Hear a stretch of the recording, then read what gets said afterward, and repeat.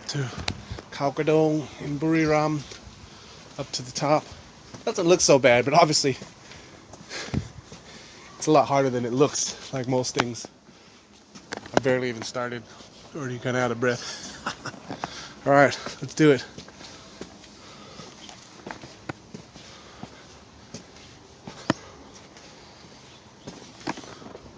See you at the top, at least on the way to the top. Woo, already just halfway there, and so you can see that down there. Yeah, and how much we got to go? Say about halfway there, more or less. And yeah, it's important to pace yourself. Not for the faint-hearted, but definitely for people who need to get back in shape, and easy for those who are in shape. I'm sure run all the way up. See you at the top. Almost up there. Almost there.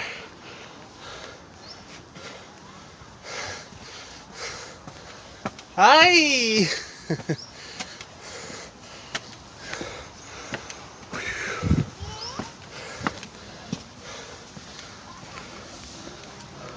So out of breath, as you can see, I've made it to the top of this nice ascent up to the top of Kradong Hill outside of Buriram city center, and it's a worthwhile ascent for those of you who have the energy to climb the stairs. Otherwise, you can take a car to the parking lot and get pretty close to the top here, where you'll find a magnificent, beautiful Buddha image overlooking Buriram city center, the modern day city center of Buriram, which about 5 or 6 kilometers outside is this hill. I mean, it's not a modern city as in the fact that you have a huge skyscrapers or anything to view, but you know, it's always good to get a view of your surrounding areas from atop of a vantage point such as is Kradong. And so yes, we came to Buriram city center, or around Buriram province here in December after our visit to Pimai, and one of the sites we visited while near the city center was this Kradong Hill, which is the top of an ancient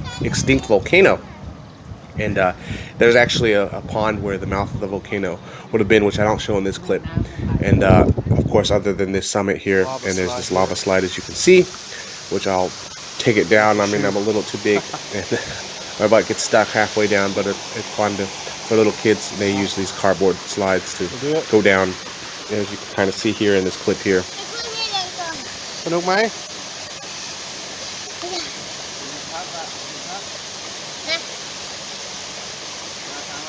เอาเอามือไหมได้ไหมระวังนะไม่ถอดไม่ใส่รองเท้าดีกว่าลำบากรีบพอไปด้วยกินในใกล้กันก็จะเอาหลังโอ้ยอย่าไปได้ไปโอ้โหเห็นไหมกลัวไปแล้วนะขนาดเดี๋ยวดิโอ้ยall right, way to go. Last one. Ooh, แค่นี้ติดตุดเลยลงไปก่อนเลย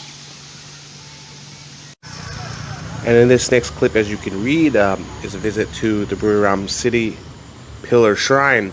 In all of the city districts throughout Thailand, and also some secondary districts that have historical significance, there is a city pillar shrine, and it basically is a modern structure that enshrines an ancient city pillar. And this is usually the original city pillar to build to establish many of the cities in the last 200, 300, 400, sometimes 500 plus years ago. And they're usually the original ones. Sometimes they're replicas depending on how old the original city pillar was. But yeah, and they all have some kind of characteristics that's important to the history of the province, the actual enshrinement place. This is a modern building, but it's designed in the style of ancient Khmer, which is Buriram is famous for, which you'll see in a second when we go to Phanom Rung Historical Park. And this is about an hour and a half south of the modern day city of Buriram. And this is one of the unique sites of Thailand, and it's a huge sanctuary but it's a top of an extinct volcano. And so all the other sites that you have in Thailand that are famous, like Pimai, Ayutthaya, and Sukhothai, they're just on a plain, a flat plain. And here, like the Khao Kradong, you can drive to the top, and there's a parking lot. You pay an extra fee if you want to, if you're older or you're younger and you don't want to climb up to the ascent to visit this sanctuary, or you can climb up these stairs, and it's not too hard. But yeah, very elderly or very young people, it's probably not the easiest ascent. So I recommend for those of you to park, but definitely it is a beautiful ascent if you do climb up these stairs, and there's a lot of interesting things to see. We went on a weekend here during a long weekend, and so there's a lot of other tourists there. But yes, very beautiful site, and it's one of the top 3 of Thailand. I would say for some people it's their favorite site, ancient site. It's about 1,000 plus years old as far as when the site was used as part of the ancient Khmer Empire, and it was one of the stopping points between Angkor Wat, which is in modern-day Cambodia, and Pimai, which was an ancient highway.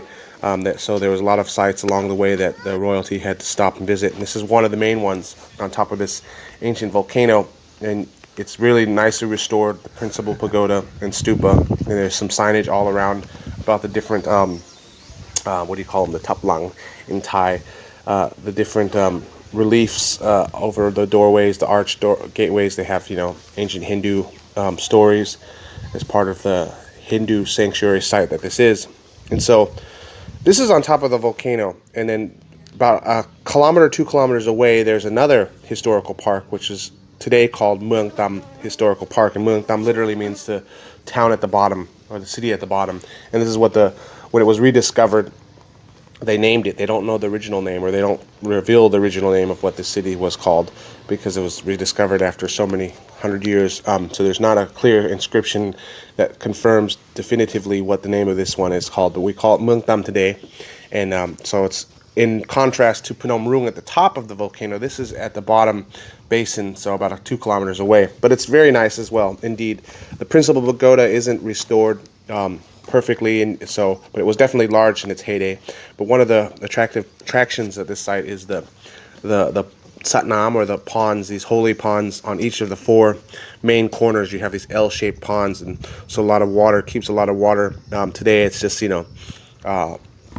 algae buildup and stuff, but originally these ponds would have been keeping holy water for various ceremonies and rites done at the sanctuary. So again, I want to stress that these are religious sanctuaries, so they weren't like castles where kings and queens and princes and princesses lived, but definitely holy men stayed here, resided here, and the ancient Khmer kings and royalty and nobilities definitely used this site as a religious site, sanctuary, to visit and perform ceremonies. And there's these kopuras, or these galleries on the inner and outer walls. They're basically these holding areas inside there, and they have there was a lot of reliefs, Hindu stories, and ancient Indian influenced literature based in, of course, you have inscriptions to dedicate some of these sites, and definitely. So outside of the main walls, or actually between the outer wall and the inner wall, there's these beautiful courtyards, and so it's very peaceful. Not only in Muang or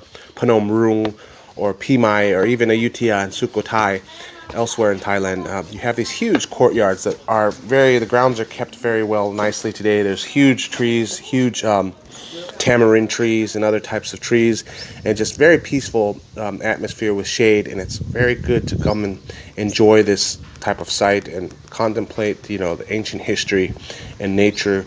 And I definitely recommend anybody who's in Thailand or planning to come to Thailand and who has an interest or curiosity about ancient history to visit this site, Muang Tam, as well as the one covered earlier, Phanom Rung and Pimai and Ayutthaya and Sukhothai, and these types of sites, and you'll definitely not be disappointed. But that's it for now. Thank you for listening, and we'll catch up again soon.